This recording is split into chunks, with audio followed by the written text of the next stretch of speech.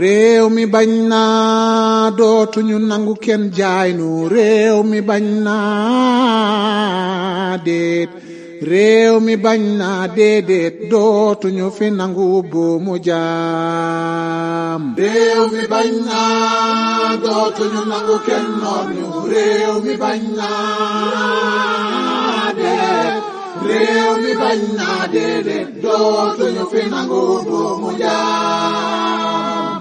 réew mi bañ naa dootuñu nangu kenn jaay nu réew mi bañ naa déet réew mi bañ naa déedéet dootuñu fi nangu buumu jaam. réew mi bañ naa dootuñu nangu kenn noot ñu réew mi bañ naa déet réew mi bañ naa déedéet dootuñu fi nangu buumu jaam. réew mi bañ naa dootuñu nangu kenn jaay nu réew mi bañ naa déet réew mi bañ naa déedéet dootuñu fi nangu buumu jaam. réew mi bañ naa dootuñu nangu kenn noot ñu réew mi bañ naa réew mi bañ naa déedéet dootuñu fi nangu buumu jaam. réew mi bañ naa dootuñu nangu kenn jaay nu réew mi bañ naa déet réew mi bañ naa déedéet dootuñu fi nangu buumu jaam. réew mi bañ naa dootuñu nangu kenn noot ñu réew mi bañ naa déet réew mi bañ naa déedéet dootuñu fi nangu buumu jaam. réew mi bañ naa dootuñu nangu kenn jaay nu réew mi bañ naa déet réew mi bañ naa déedéet dootuñu fi nangu buumu jaam. réew mi bañ naa dootuñu nangu kenn noot ñu réew mi bañ naa déet réew mi bañ naa déedéet dootuñu fi nangu buumu jaam. réew mi bañ naa dootuñu nangu kenn jaay nu réew mi bañ naa déet réew mi bañ naa déedéet dootuñu fi nangu buumu jaam. réew mi bañ naa dootuñu nangu kenn noot ñu réew mi bañ naa réew mi bañ naa déedéet dootuñu fi nangu buumu jaam. réew mi bañ naa dootuñu nangu kenn jaay nu réew mi bañ naa déet réew mi bañ naa déedéet dootuñu fi nangu buumu jaam. réew mi bañ naa dootuñu nangu kenn noot ñu réew mi bañ naa déet réew mi bañ naa déedéet dootuñu fi nangu buumu jaam. réew mi bañ réew mi bañ naa dootuñu nangu kenn noot ñu réew mi bañ naa déet réew mi bañ naa déedéet dootuñu fi nangu buumu jaam.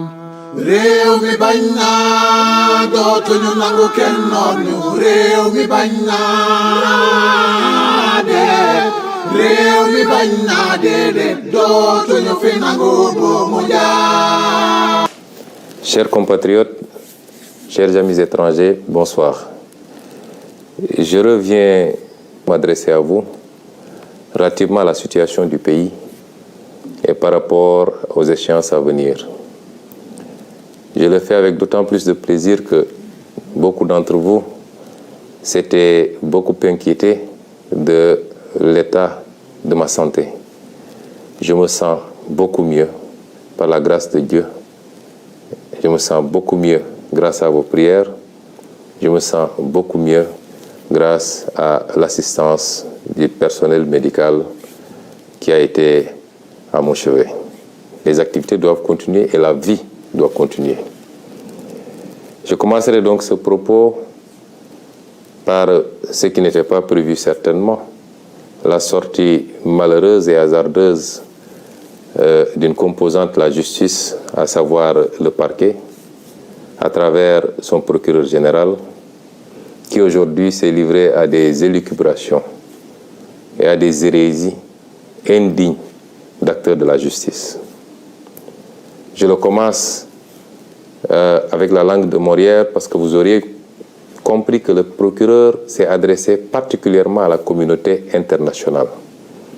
Et c'est pourquoi il a tenu la totalité de sa conférence de presse en langue française et n'a dû résumer en langue nationale wolof que sur insistance et pour quelques secondes. Cela relève d'une stratégie du gouvernement de Macky Sall, qui sait très bien que les Sénégalais l'ont démystifié. Les Sénégalais, toutes catégories confondues, ont fini par voir clair dans le jeu de Macky Sall et à comprendre jusqu'où cet homme constituait un danger pour le pays et pour sa stabilité. Les Sénégalais ont compris que Macky Sall a été l'un des pires présidents dont on aurait pu s'imaginer au Sénégal. Ce n'est pas seulement par son bilan, mais c'est par ses pratiques dangereuses tendant à diviser les Sénégalais, à les monter les uns contre les autres par des considérations relatives à l'ethnie, à la région ou à la religion. Et c'est pourquoi se débarrasser de Macky Sall est une œuvre de salubrité publique qui nous interpelle tous.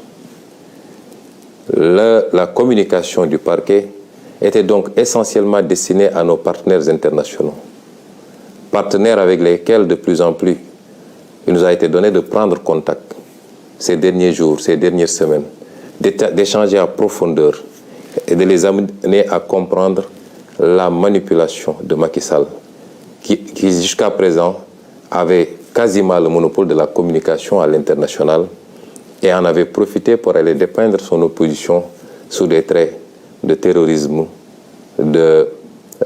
d'opposition aux intérêts étrangers et d'irresponsabilité.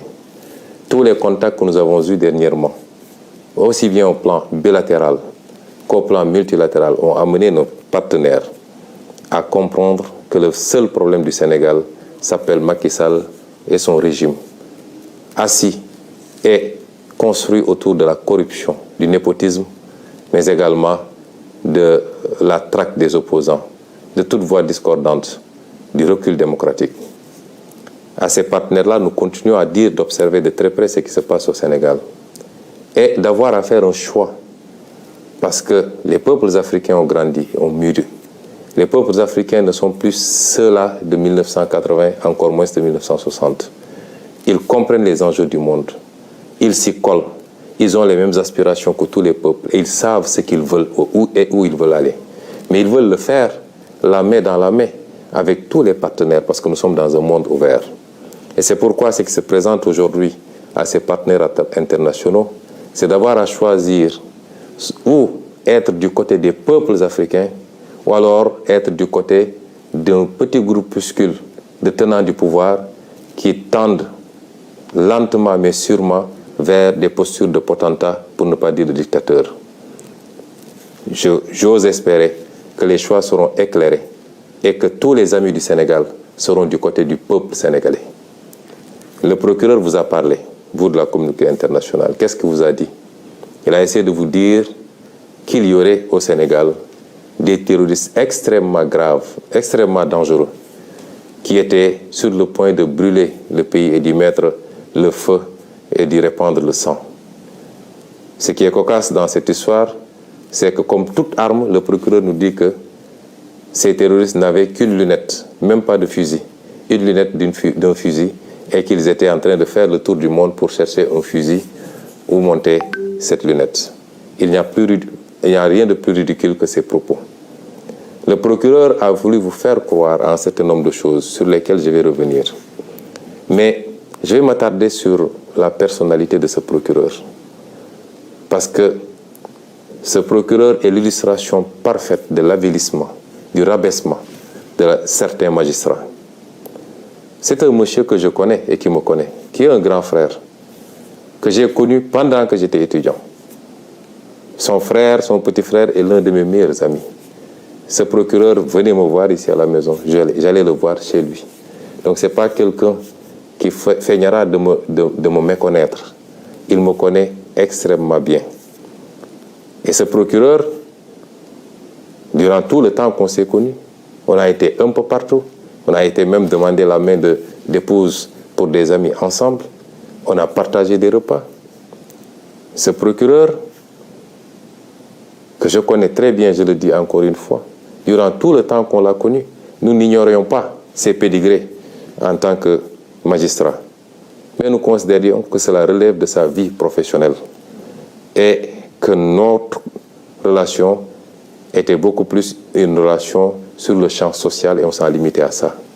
Et ironie du sort, et comme Macky Sall sait si bien le faire, quand il veut faire le sale boulot, il a tendance à aller chercher des gens qui ont un certain pédigré extrêmement chargé pour leur faire le sale boulot.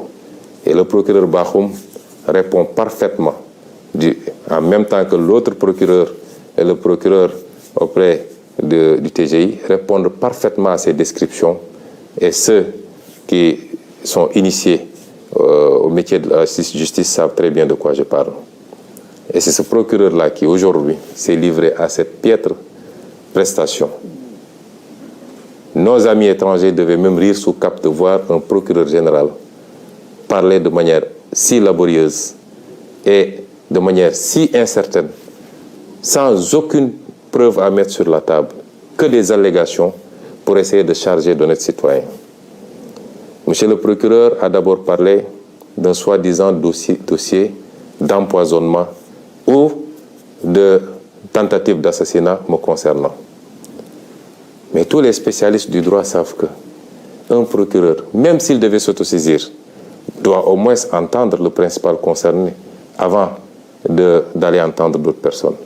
Jusqu'au moment où je vous parle, le procureur ne m'a jamais entendu. Personne ne m'a jamais convoqué pour me parler de ce dossier. Je n'ai pas déposé de plainte et voilà une justice qui pourtant a un certain nombre de plaintes émanant de moi sur sa table. Je rappellerai au procureur général lui-même qu'il a 3 plaintes au moins sur sa table que j'ai déposées. Une plainte, 2 plaintes contre des avocats et une plainte contre un ancien procureur. Vous avez des plaintes sur votre table que vous ne traitez pas. Et vous vous empressez d'aller convoquer la presse pour raconter des histoires sur un dossier où il n'y a ni plainte ni autosaisine.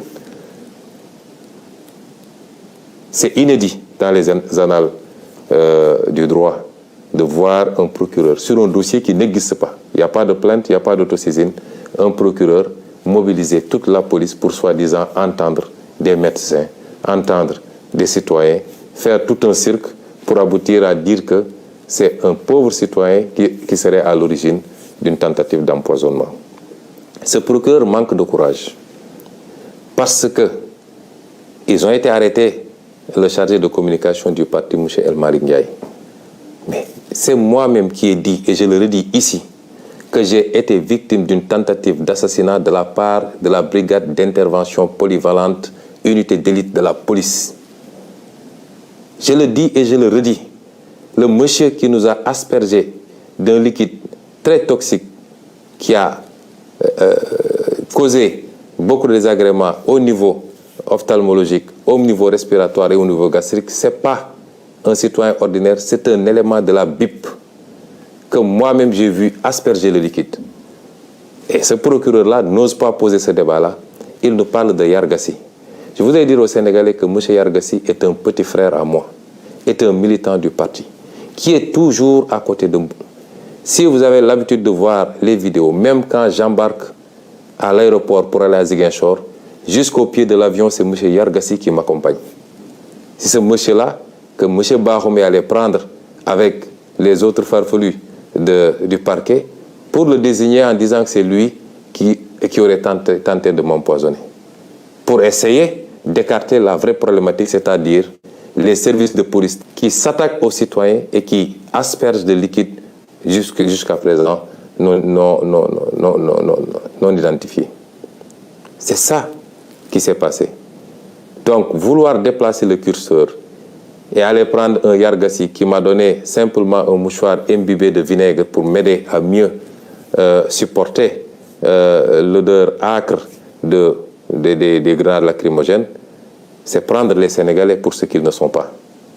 Et je dis à tous ceux qui veulent l'entendre que M. Yargassi n'a rien à voir avec cette affaire-là, que le procureur, la justice de manière générale, depuis quelque temps, la manière dont il fonctionne, devenus des mercenaires de Macky Sall, certains magistrats en tout cas, devenus des mercenaires de Macky Sall, essaient de déplacer le problème pour sacrifier un petit frère, un militant du parti, à qui je confierai ma vie pour essayer de lui imputer un acte grave posé par les services de police.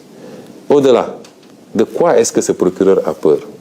M. Ousmane Sonko n'a pas déposé une plainte, a clairement dit que c'est la police qui lui a aspergé de ce liquide.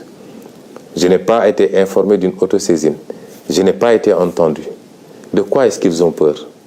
Au point de faire des réquisitions dans les laboratoires d'analyse, de convoquer tous les médecins pour essayer de savoir le contenu des analyses.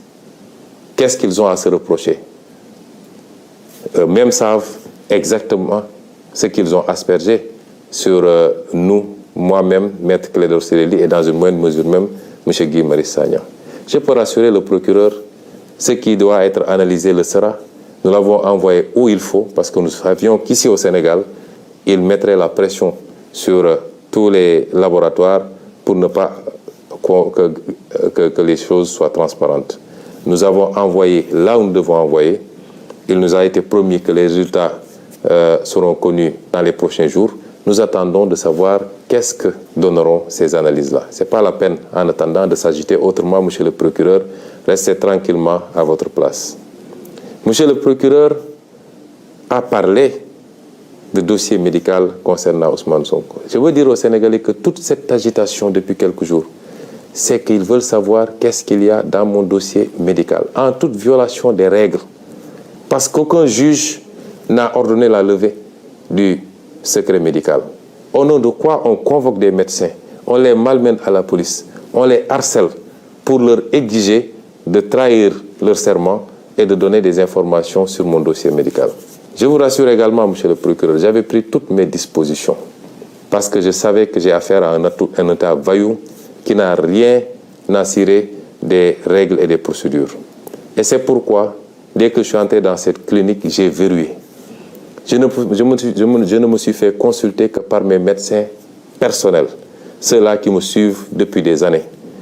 Je me suis fait suivre par ces médecins. Ils ont été les seuls à avoir accès à moi, à me traiter, à me prescrire et à me surveiller. Il y a un acharnement sur le pauvre docteur Niang. Je veux dire aux Sénégalais que moi, je ne connais pas le docteur Niang. Je n'ai jamais rencontré physiquement le docteur Niang. Je lui ai parlé une seule fois au téléphone. C'est un monsieur que je ne connais pas, qu'on veut qualifier de militant de Pastef. Et même s'il était un militant de Pastef, c'est son droit le plus absolu. Et on essaie de régler de vieux comptes. Parce que tous les Sénégalais savent que Macky Sall, rancunier comme il est, en veut à ce brave médecin depuis ses sorties sur le Covid-19 et sur la manière dont le matériel médical public était sorti des hôpitaux pour se retrouver sur le marché et vendu à vil prix. Depuis lors, tout le monde sait qu'il y a un acharnement sur le docteur Niang et sur sa clinique et qu'il leur suffisait d'un prétexte pour essayer de lui nuire. Le docteur Niang ne m'a pas consulté. On ne s'est même pas vu puisqu'il devait partir au Fouta pour des raisons familiales. C'est mes médecins personnels, mon pneumologue, mon ophtalmologue, mon orthopédiste, mon médecin généraliste, eux seuls ont eu accès à moi.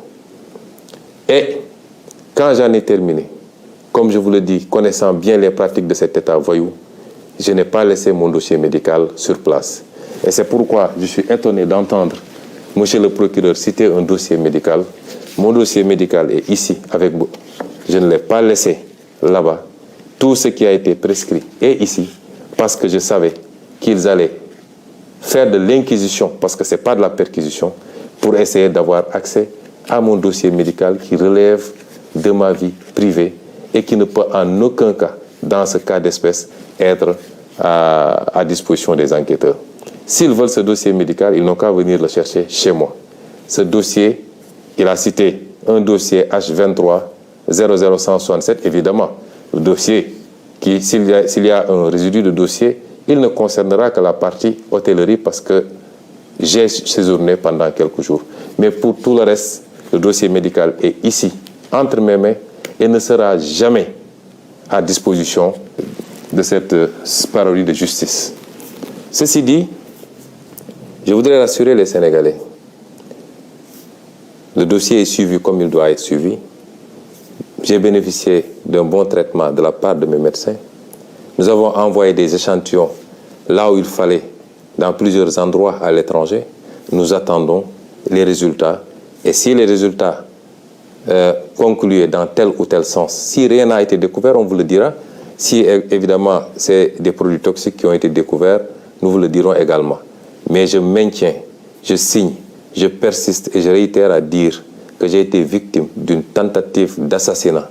Et ce n'était pas la première, parce que rien que le fait de casser la vitre de ma voiture avec des éclats de vitre qui auraient pu me trancher la gorge ou qui auraient pu se retrouver dans mon œil, rien que cela est une tentative flagrante d'assassinat. En tout cas de faire très mal. Et je le réitère, cette tentative émane exclusivement des forces de police. Je le dis, puisqu'il y avait des gendarmes et des policiers sur place, je le dis, celui qui nous a aspergé ce liquide est un élément de la BIP. Je le réitère, et si le procureur veut entendre quelqu'un, c'est moi qui aurais dû être entendu, au lieu de faire tout ce cirque-là à convoquer des innocents, à arrêter des innocents et à les faire écrouiller injustement.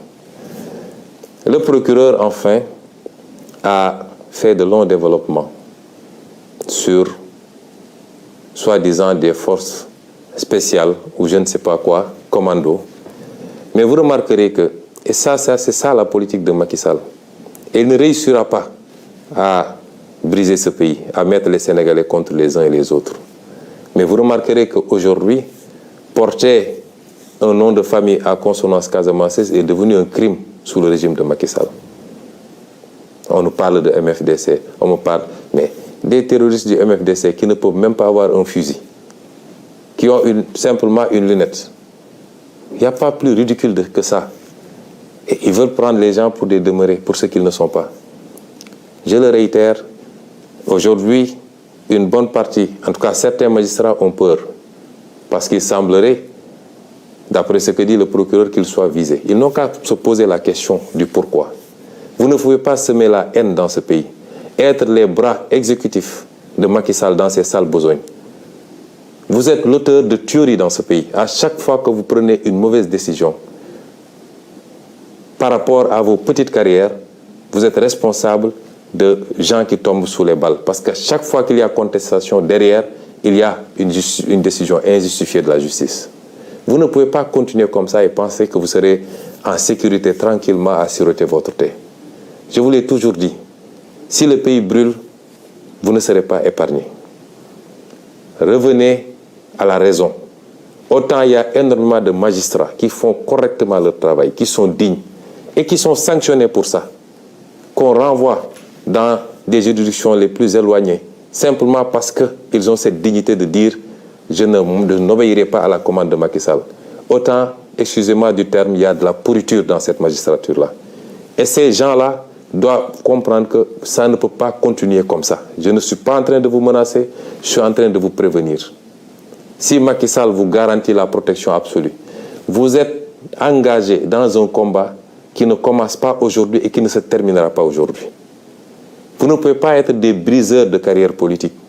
Vous ne pouvez pas être des briseurs de projets politiques auxquels des millions de Sénégalais croient.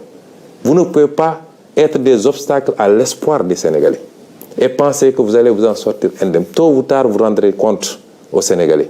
Vous rendrez compte devant la loi que vous étiez censé servir.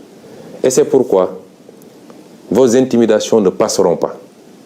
Le magistrat qui se muera en politicien pour exécuter des commandes politiques, ce sera lui-même défini comme ennemi du peuple sénégalais. En tout cas, d'une grande partie du peuple sénégalais. Et nous assumons nos propos par rapport à ça. Nous ne pouvons pas accepter que ce pays soit pris en otage par un groupuscule de magistrats, quelle que soit leur fonction. Et c'est pourquoi nous vous disons que vous habitez dans ce pays. Les gens que vous jetez injustement en prison, ils ont de la famille, comme vous. Ils ont des carrières comme vous. Ils ont des parents comme vous. Ils ont droit à la liberté comme tout le monde. Mais sur commande politique, vous vous permettez de prendre des gens que vous jetez, des innocents que vous jetez en prison.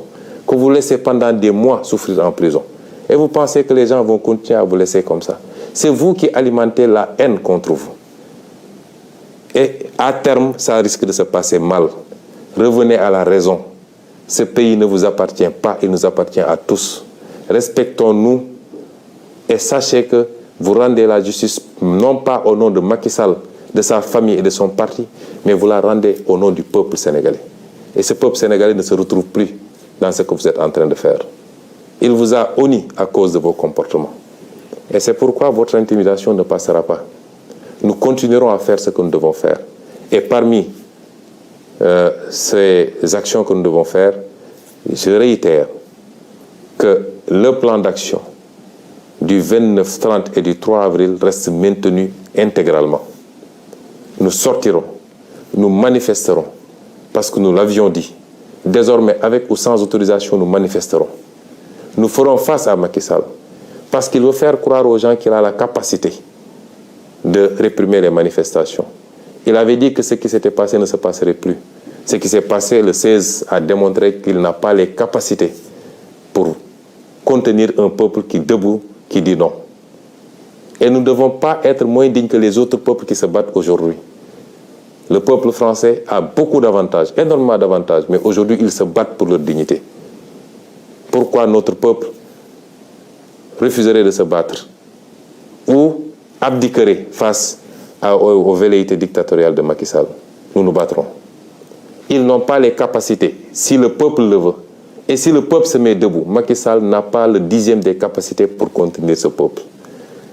Et j'en appelle à ce peuple-là, à la jeunesse, aux ouvriers, aux transporteurs, aux étudiants, aux intellectuels, aux femmes, aux jeunes, à toutes les couches sociales. Ce qui se joue aujourd'hui, c'est notre destin. Si on laisse Macky Sall gagner, nous souffrirons encore pendant très très longtemps. Nous maintiendrons ce plan d'action. Et nous ne tomberons pas sous le piège de Macky Sall. Parce que, aujourd'hui, il est omnibulé par son défilé du 4 avril. Il va organiser un très grand défilé, le dernier qu'il organisera, puisque dans 11 mois, il ne sera plus président de la République, s'il plaît à Dieu. Il veut faire une démonstration de force et en même temps intimider le Sénégalais pour montrer qu'il a beaucoup acquis en armement, de toutes sortes, des tanks, des chars. En soi, ça ne nous pose pas de problème. La fête de la nation, c'est notre fête à tous.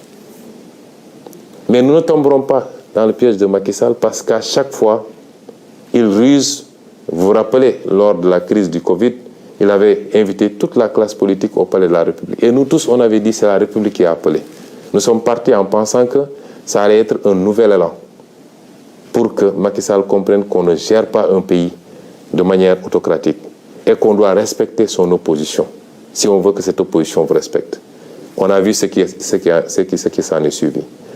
Vous vous rappelez, lorsque nous avons gagné la Coupe d'Afrique, il a appelé. Moi, j'ai été de ceux qui avaient dit que je ne m'y rendrai pas parce que c'est de la ruse encore. Une bonne partie de l'opposition s'y était rendue. Mais on a vu où est-ce que ça a fini. Aujourd'hui, il veut faire croire aux gens que c'est la fête du 4 avril, c'est la fête nationale. Donc, nous devons tous tout laisser tomber et venir répondre à son invitation parce qu'il se susurre même un projet d'invitation de l'opposition au 4 avril. Comment pouvez-vous comprendre que Macky Sall emprisonne plus de 300 personnes de nos jeunes, mettent d'autres sous bracelet électronique, d'autres ont été blessés par balle, d'autres ont été tués. Il n'y a même pas une enquête. À ce procureur, justement, je rappelle, où en est-il avec les enquêtes de la disparition de Didier Badji et de son compère? Où est-ce qu'il en est avec l'enquête sur l'assassinat de Maria Massagna? Où est-ce qu'il en est sur l'enquête avec les 14 jeunes exécutés froidement lors des manifestations de mars 2021, etc., etc. Et aujourd'hui, il vient faire une sortie malheureuse pour nous parler d'empoisonnement ou de je ne sais forces spéciales. Et c'est pourquoi nous disons que nous ne tomberons pas dans ce piège-là. Nous continuerons à nous battre et personne ne nous mettra à dos l'armée nationale. L'armée nationale, c'est notre armée, c'est notre fierté à tous.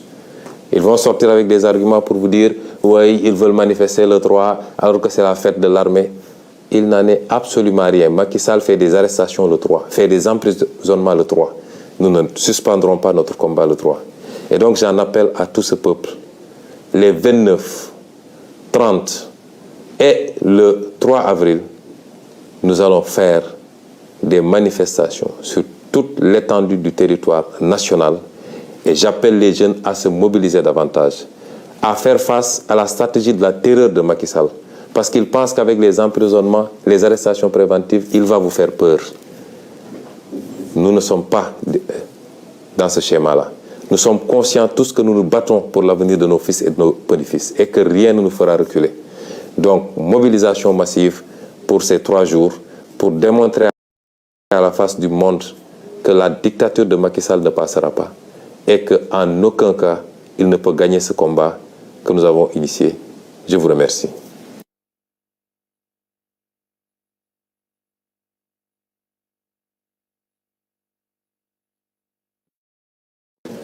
mbokk yi asalaamualeykum ñu ngi dellu si am ak yéen jotaay ci waxtaan ci tolluwaay réew mi ak ci xew-xewu réew mi di leen gërëmati tey ñi ngi waxtaan ak yéen ànd ceeg mbégte gu rëy ndax ñu ngi sant yàlla am nañu tan bu baax a baax suñu wér-gu-yaram am nañu peex gu rëy ñu ciy gërëm ñi nga xam ne ñooy waa kër docteur ak seen taxawaay di leen ci gërëm yéen ñëpp ci seeni ñaan ak seeni yitte yooyu lépp yàlla boole moo ñu may tey ñu mën a togg ak yéen ci peex ak tal pour waxtaan ak yéen waxtaan gi nag ñoo ngi ko waroon waxtaane jëmale rek ci woote ci taxawaay gi nit ñi war a am ci li ñuy dëgmal muy ëllëg gannaaw ëllëg ak bu soobee yàlla le 3 avril ci li ñu woote nañu manifester fépp ci Sénégal ba Macky Sall xam ni Sénégalais yi ànduñoo ak moom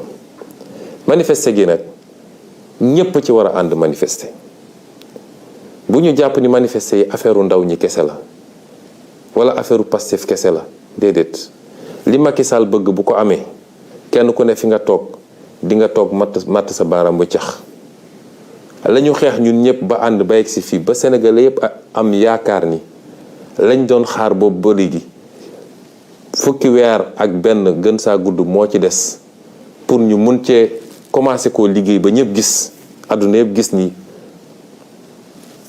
Sénégal ay ndawam la keneen mën ak la ñeneen mën nañ ko loolu la Macky Sall bëgg a fànq tey moo tax bu kenn jàpp ni mbirum Ousmane Sonko la mbirum diw la wala diw Ousmane Sonko xaarewul dara ci politique salaire sax bëgguma ko ci politique yàlla mi ñu tiim ak weeru koor gi yéene gu ñu am ci réew mi rek bëgg a liggéeyal réew mi jaamu ci yàlla ba waa réew mi yëpp gis ni la ñuy seenu feneen wala la ñuy uti feneen ndekk yomboon nañu suñu biir réew loolu la Macky Sall ak li mu àndal benn yi mu àndal bëgg koo jaarale ci justice moom lañ ne tey dañ ko bëgg a fànq ndax dinañ ko nangu moo tax yow taximan bi yow baykat bi yow étudiant bi yow menuisier métallique bi yow ouvrier bi yow kii yow mii di jigéen gi ñépp laa boole woo ñu bañ a sàggan ba Macky Sall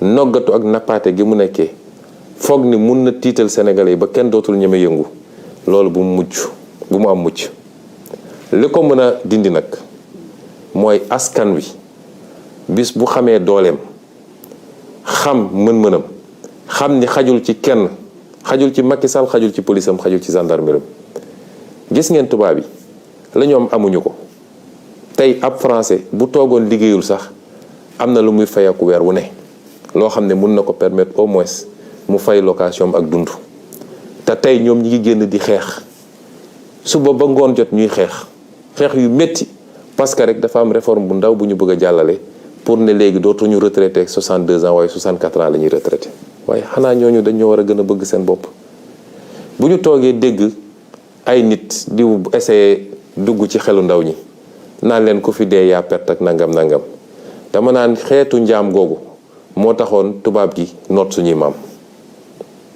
xeetu wax jooju mooy nangu tënk sa bopp ci jaam moo taxoon tubaab bi noot suñuy maam génération bi ñu toll nag weesu na loolu dañoo xam ni réew mi rek lañu am amuñu feneen amuñu beneen nationalité bëgguñu ko sax réew mi nag doomu réew mi koy defar te bokk na ci li koy defar ci doomu réew mi projet bii ñu leen andil joxuñu leen xaalis sexaluñu leen lem menacé wuñu leen mais di leen woon benn ngeen di gis ba tey ñu am yaakaar ne ñu nga ca cappaandaw Macky Sall ak ay juge ak ay procureur ne ñoom ñooy taxaw ne tey loolu du am ci Sénégal buñ ko nangoo rek ñun ñoo nangu ñu tënkuñu cib njaam moo tax nag ñu ne na ñëpp génn suba le 29 gannaaw suba le 30 ak le 3 avril bu ñu kenn essayé boole kenn ndax da ngay dégg ñu naan waaw ñoom respecté wuñu république bi ndax date bi kenn waru cee manifester Macky Sall dafa respecté république Macky Sall suy tëjaatee daf ci xool luy 3 avril ak luy 4 avril suy dóoraat ak suy dóor nit ñi ay bal daf ciy xool ban bés sañu nekk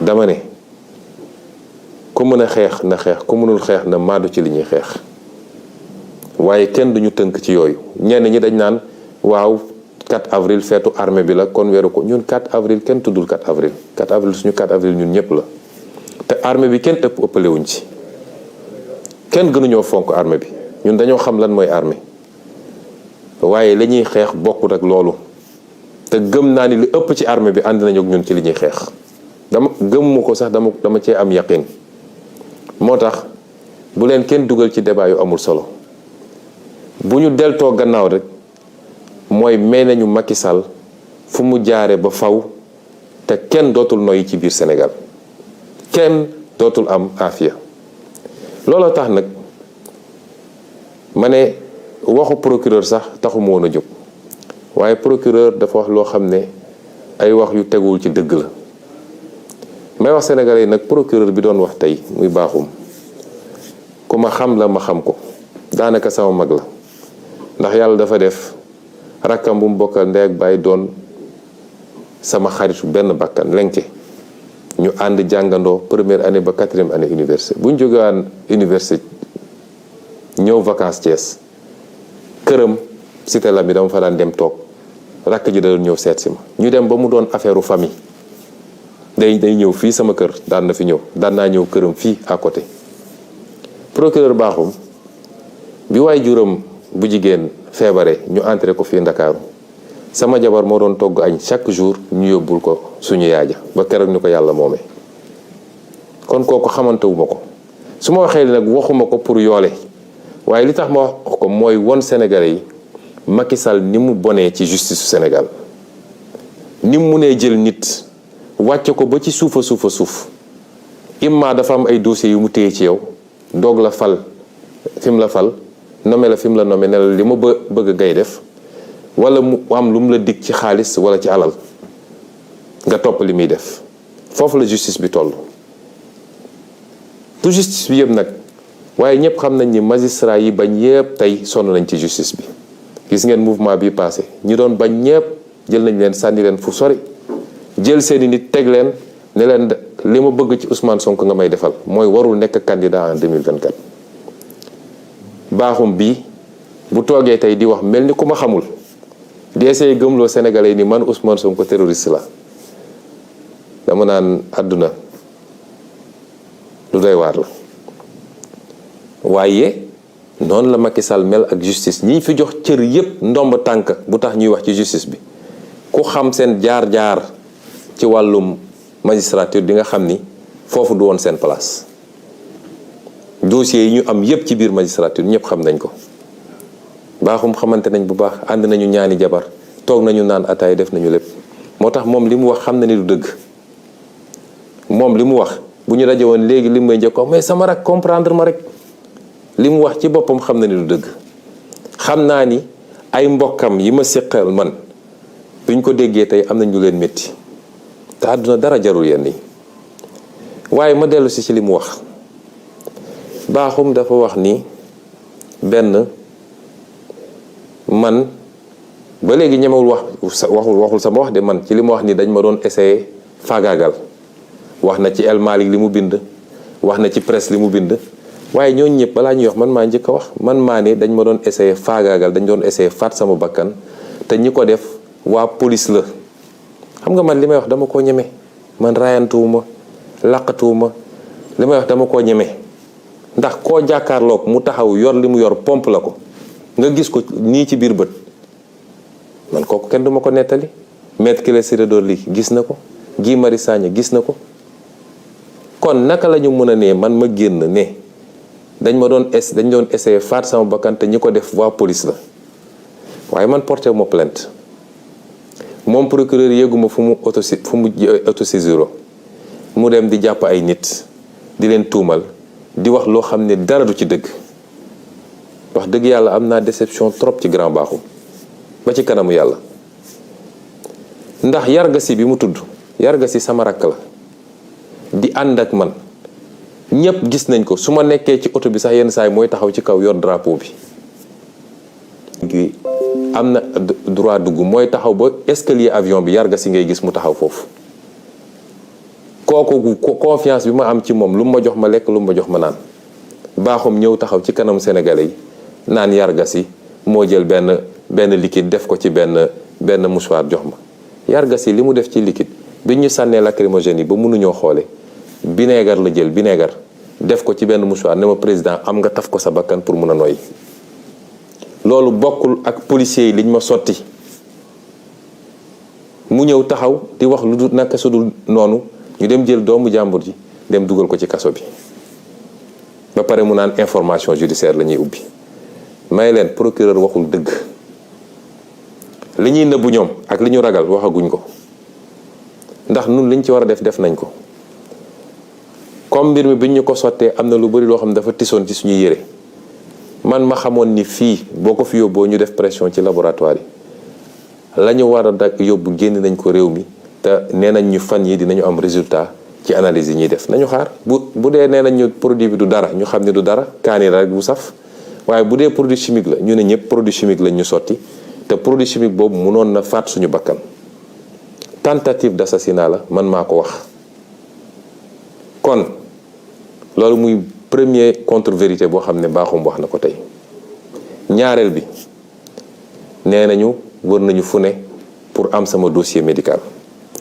ñoom lu ñuy doy sama dossier médical ñoom amuñu droit laaj sama dossier médical secret la ci anam yu ndaw a ndaw yu xaw a diis sax yu xaw a jafe la yoon mun a may ñu accéder dossier médical jàmbur ñuy convoquer ay médecins di leen bundu xatal fii may wax yéen ni tembe sama benn médecin bi docteur Bouros dañ ko convoqué waat tey convocation bi yëpp mooy ban façon faj nga ko defal lan moo ko dal ndax defal nga ko certificat médical pour mu bañ a dem procès yëfu ñàkk fayda yooyu lañ doon laaj samay médecin man bi ma duggee ci hôpital bi laa xam ni comme état saay-saay la ñu yor état wuyu la seen yoon newul ci loi moo tax ma ne leen ku dul samay médecin bopp du ma jege su dul woon sax loolu man fi ma toll ci dëkk bi nag fi ma toll ci politique ak ñi may rëbb ñëpp xam nañ ni nag sama yaram du ma ko jox n'importe qui dama am ay médecins yoo xam ne ay ati at maa ngi ak ñoom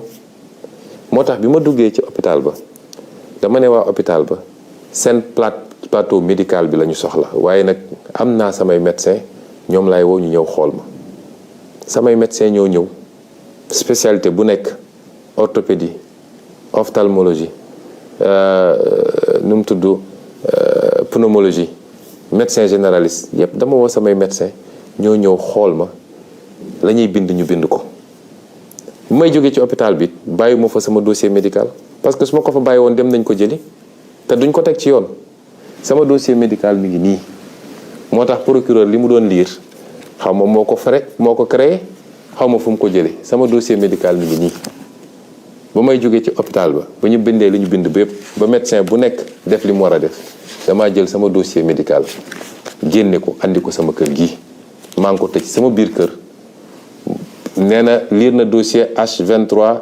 00167 ñoo xam fu ñu ko jëlee peut-être li fa nekk mooy la ma fay ci chambre bi ma occupé waaye sama dossier médical de bu soobee yàlla du procureur du juge du kenn koo xam ne di nga xam li ne ci sama dossier médical bi ba tax ma ne nag ñoom lan la ñu tiit ak lan la ñu ragal woo nañu waa Bio 24 ak yeneen laboratoire dégg naa naan leen ndax dañ fa yónnee ay analyse lan la ñu ragal ñoom ñoo ñu sotti ab produit nañu bàyyi ba produit ba analyse yi ñëw ñu xam lan moo ci nekk waaye koo xam ne portéwul plainte yónneewul nga waxaw ko foo ko autocensuré entendre loo ko ngay woote ay conférence de presse di wéjë ji di wax loo xam ne amul bopp amul genn.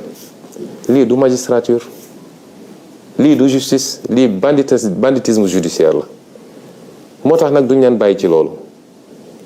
docteur Niang mi ñu jàpp di ko pamti may wax sénégalais yi man docteur Niang musuma koo gis benn yoon laa mës a wax ak moom ci téléphone. cité kër góor gi laa dëkk, clinique am jege na ma keroog bi may jóge fële xaw naa sonn bi may egsee fii ma ne leen nag yóbbu leen ma ci clinique ba mais wool leen ma samay médecin ñu ñëw. waaye docteur Niang gisewu ma ak moom dafa xëy dem Fuuta amoon fa dëj wala lu mel noonu. waaye comme mere woon nañ ko mere gu yàgg yéen a ngi fàttaliku moo fi njëkk a feeñal seen tappale yu ñu doon def ci Covid 19 bi moo ko fi njëkk a feeñal. moo fi njëkk a wax ni li nga xam ne xaalisu réew mi la ñu koy jëndee matériel médical di koy bu ci hôpitaux yi nit ñi dañ koy génnewaat di ko jaay ci marché bi. boobu ba léegi nag ñu ngi ko guuxal di xaar fan lañ koy jekkoo moo tax ñu andi coow li naan ay non assistance à personne en danger. di ko woo naan ko yaa hébergé Ousmane Sonko du citoyen sénégalais amul droit dem ci clinique bu ko neex ak hôpital bu ko neex. kon lii lépp tappale la tentative d'intimidation la te du sotti. waaye procureur dellusiwaat na nee na dafa wax ci mbirum ay nit yoo xam ne ay terroristes lañu dañoo fas yéene woon teg ay bomb éclater ay bomb ci Sénégal. waaye li gën a yéeme ci mbir mi procureur nee na ñoom de benn lunette rek la ñu yoroon. benn genre caméra fetal sax yoruñu ko nee na dañ doon wër di wut ay fetal dem nañu jaww bi ak xawma fan di wut fetal te nee na ay professionnels lañu yoo xam ne ñii MFDC la ñu bokk ñii ay commando la ñu woon yu nekk ci armée bi te ñooñu fetal sax yoruñu ko ñu ne ñooñu ñoo waroon a taal réew mi. xam nga tappale weesuwul loolu. waaye li ma bëgg a waxtaan ak sénégalais yi Macky Sall li mu bëgg du ko am ndax féewale sénégalais yi ci wàllu weesoo bi mu nekkee président ba léegi ci loolu la nekk. seetlu ngeen ni li ëpp ñu jàpp lañ leen jàppee mooy seen sant méngoo na ak santu Joola wala santu Casamance. tey Sénégal ku fi nekk Casamance te bokk ci Pastef rek boo moytu léegi ñu laxas la pourtant Pastef Mbàkke la ëppee doole ka Casamance. Pastef Saint-Louis la ëppee doole ka Casamance. Pastef Ndakaaru gi la ëppee doole ka Casamance.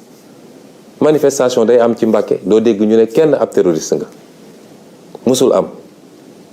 kon lii mu bëgg du ko am nee na ki doon organiser manifestation yi Bignona moom la ñu jàpp fi mu ne nii xaar leen ba prochaine manifestation ngeen xool Bignona ndax du gën a tàng sax yeneen manifestation yi. kon nañu bàyyi tappale bi Macky Sall fukki weer a ko fi dese na takk ay bagaasam te tàggatoo te dem ci jàmm. mbokk yi li gën a firndeel caaxaan ak tappale gi nga xam ne moom la procureur nekkee mooy moom ak Macky Sall ak Ismaïla Madior Fall nee nañu léegi daal dañoo am yitte ci Ousmane Sonko ak ci wér-gu-yaramam ba bi ñu déggee ñu naan am na ñu ko doon essayer faagaagal ñu naan dañuy def l'enquête goo xam ne ndey mbi léegi déposé wul plainte def na déclaration ba léegi ñemoo tudd déclaration yéeguma foo xam ne moom autosaisiru na ñu ne ña ngay def l'enquête may fàttali procureur ni dossier yi nekk ci table am bëri na lool. dossier bi ci njëkk mooy dossier suñu sœur Mariama Sagna nga xam ne faat nañ ko fi ci anam yu ñaaw di lu ëpp juróomi at ba léegi justice waxu ci.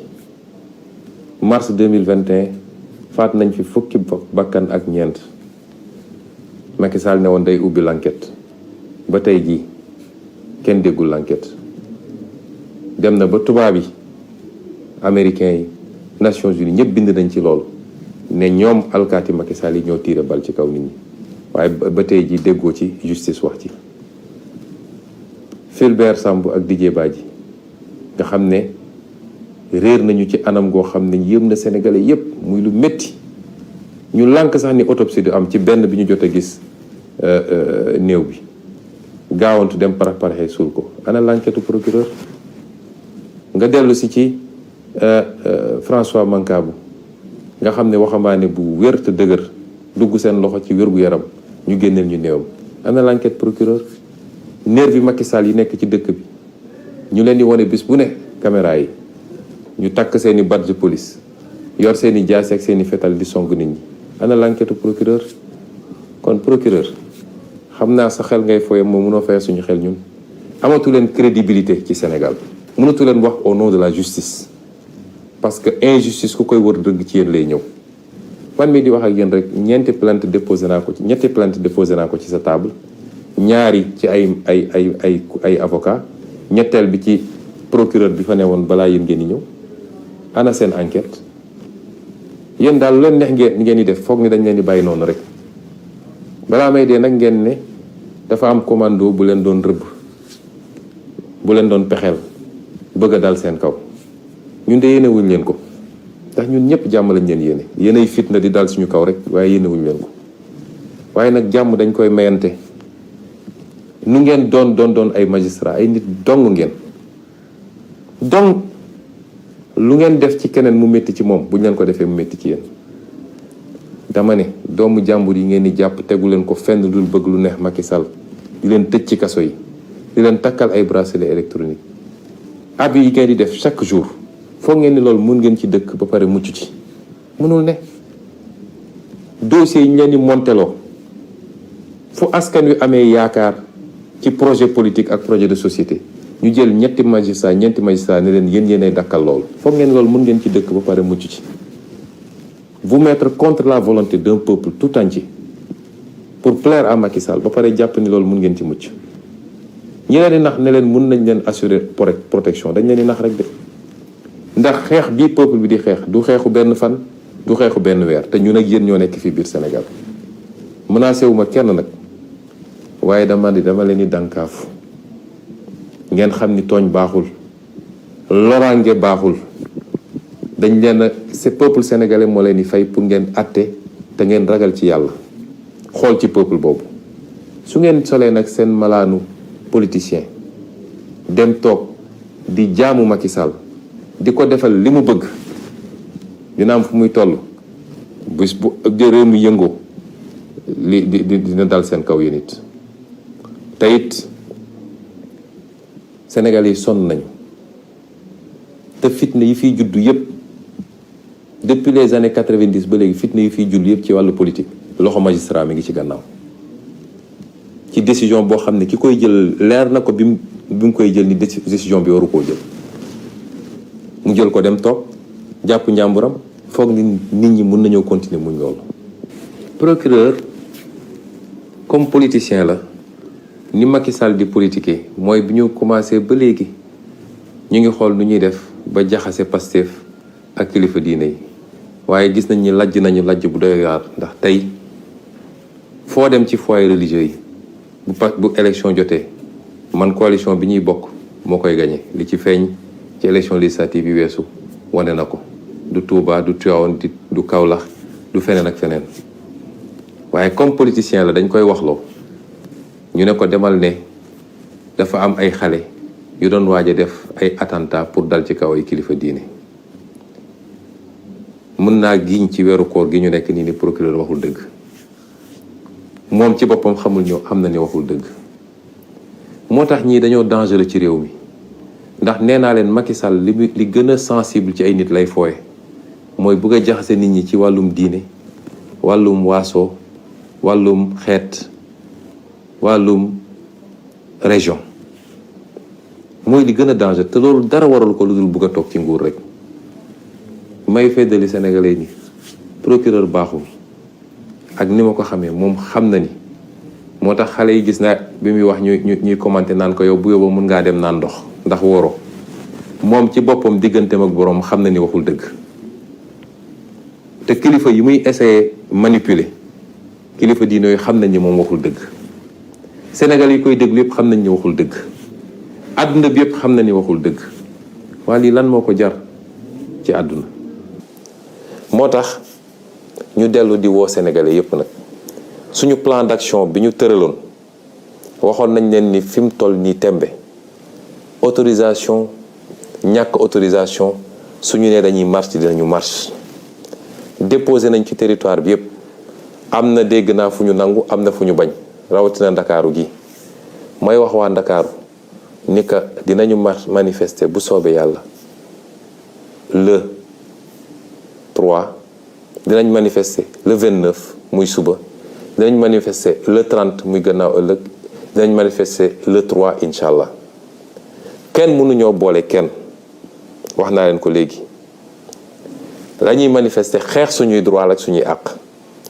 Macky Sall li ko tere nelaw fi mu ne nii mooy défilé 4 avril bëgg na ñépp ne cell ba moom mun a def défilé bu rëy a rëy te lim ci jublu mooy gën a nappaat sénégalais woon leen di jënd naa ay ngannaay yu bëree bëri ay chars de combat ay mété ay lëli défilé ba kenn ëppale wuñ si ndax fête de la nation ñun ci nation bi lañu bokk waaye calendrier Macky Sall du yóbbu suñu calendrier man mii dañ maa convoqué gannaaw suba ci tribunal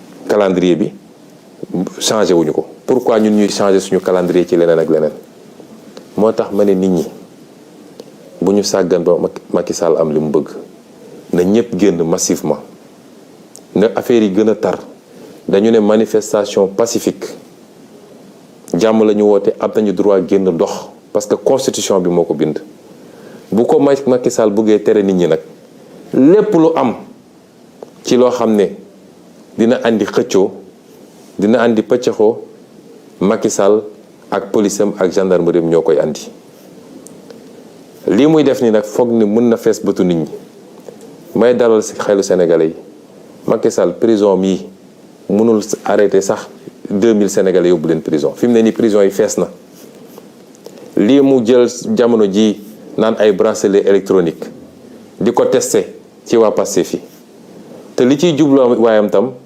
mooy fexe ba wane isolé na Pastef may wax ni mënoo fexe ba isolé Pastef ndax Pastef dafa ànd ak sénégalais yi d'abord dafa ànd ak askanu Sénégal moo porté Pastef ci boppam waaye Pastef dafa ànd ak opposition bi ñu ànd di xeex li ñuy xeex def benn say moo tax mënoo muusa ki waane ba isolé Pastef bëgg a gëmloo ni Pastef mooy parti bu violent mooy parti bu fippu déedéet dafa fekk Pastef nga singali moo tax Pastef taxaw jàkkaarloog yow waaye opposition bi yépp ñoo ànd tey fas yéene jeexal nguuru Macky Sall kon lii lañu bëggoon a waxtaan ak yéen ci lu gàtt di wax tamit ni ndaw ñi bu affaire bi dem ba yóbbu leen ba ngeen fàtte dem bindu ji ci liste électorale yi na ñëpp dem bindu ci liste électorale yi na ñëpp dem bindu ci liste électorale yi parce que loolu moo leen di jox ngànnaay gi ngeen di xeexee ba su élection ba ñu mun fa jëlee Macky Sall wala candidat am ba fiy toog ndax moom amul droit nekk candidat ñu duma ko dès le premier tour ñu abal ñu may réew mi jàmm ak afiya ñu defar réew mi may daaneel nag ci dalal xelu ñëpp damay gis léeg-léeg ñu bind ñu naan Sonko dañ ko ñi ko wër ñëpp dañ leen a isolé Sonko wéet na Pastef la ñu bëgg a Sonko Pastef kenn mënulu ko dara gannaaw yàlla Pastef kenn mënulu ko dara gannaaw ma ay at a ngi ni Macky Sall a ngi jéem du tey jii nga xam ne fukki weer moo des ci mandaam la Macky Sall di mënal Pastef lu mu ko mënul woon démb fii leeg Ousmane Sonko ngi dund yor bakkan bu soobee yàlla nañu xam ni Pastef kenn mënulu ko dara kon ñu ngi leen di gërëm di leen sant di leen wax ñu gën a yokk taxawaay bi gën a yokk ndëgërlaay bi parce que nag xeex bi dañ koy gañe de te gañe nañ ko ba noppi wasalaam. réew mi bañ na dootuñu nangu kenn noot ñu réew mi bañ na déet réew mi bañ na déedéet dootuñu fe nangu bu mu jaam réew mi bañ na dootuñu nangu kenn noot ñu réew mi bañ na